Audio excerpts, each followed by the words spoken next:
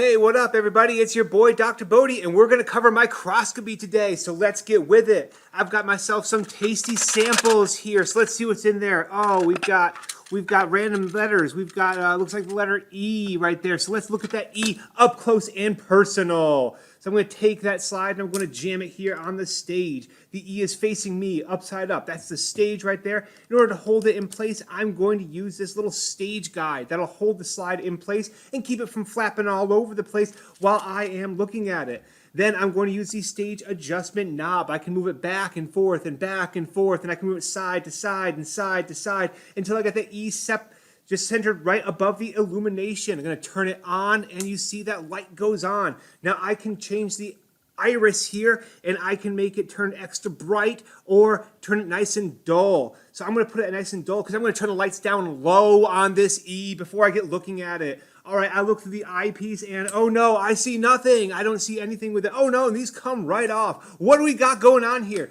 These eyepieces, this ocular lens magnifies things 10 times. So I can look at the E like that, but I don't want to because that's not a microscope. I'm going to put that eyepiece right back in there. Try not to damage it. And I can't see anything because this isn't in focus. So I'm going to bring it up. But what am I going to look at it through? I'm going to look at it through one of these fine objectives. So we got the objectives. It says 4, 10, 40, and 100. If we want to use that 100, we can really get up and close and personal with the E. And I look through and I still don't see anything because I've still got to find that E. So we're going to put it on the 4. That's known as a scanning objective. It's the lowest power. It says 4 times, and it's going to magnify it 4 times. This is going to magnify it 10 times, and that's going to be a total of 40 times. Now, how am I going to get this in focus? I'm going to grab the coarse adjust knob, and that coarse adjustment knob, I'm going to bring it up, the coarse focus, bring it in focus, and I still don't see anything. Oh no, I can see there is a black object in the way, and that black object is a piece of paper that has the E on it.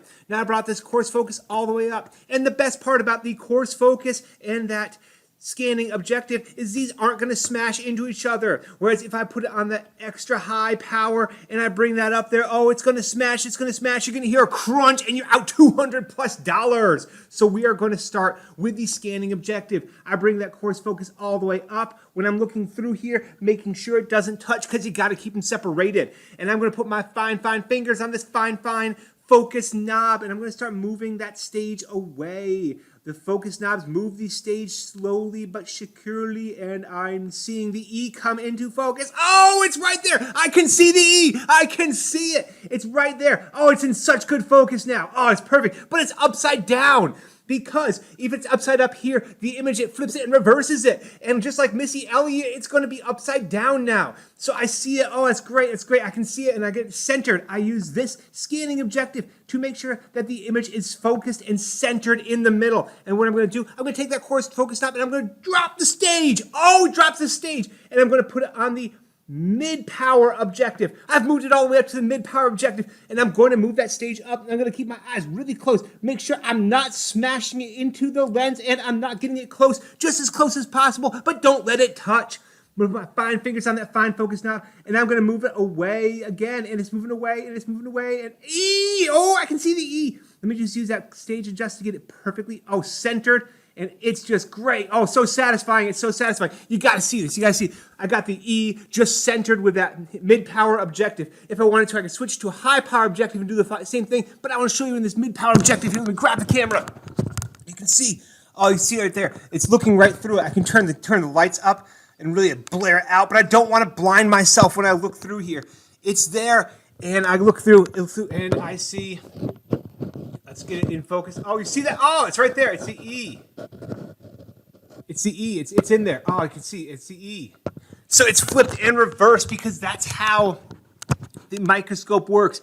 But I can see the E just fine. What if I want to see the fine fibers of the paper? Well, first thing I'm going to do is gently drop that stage again. And I'm going to move it up to the high power objective. Okay, and we've got to be really careful here. I'm bringing it up. I'm bringing it up. I'm bringing it up. Don't let it touch. Don't let it touch. Don't let it touch. So close. It's so close right now. I'm going to get my fingers on that fine focus knob, and I'm going to gently move it away,